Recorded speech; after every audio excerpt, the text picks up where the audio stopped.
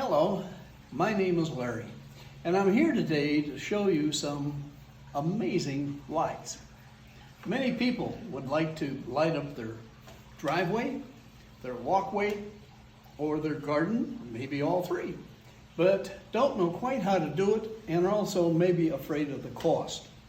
Going to show you how we can do this on an extremely low budget. By the way, I have Dorothy here today. Dorothy is a grandmother, and the idea behind it is to show you that anybody can put these in.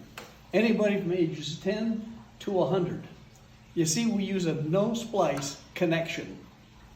That means no tools. Not going to need a thing, but a little garden tool to do the trench around the sidewalk to put the wires in. Landscapers, you're going to love this. It's going to cut your time in half, and it's going to save the homeowner a lot of money. So let me explain. This is the light. This is the bulb. LED. Burns very, very little electricity. The globe goes on here, like so. And that's all set to roll. Now, we'll have Dorothy hook this up to the line to show you how simple this really is. And we'll time her to see how much time it takes. So, go.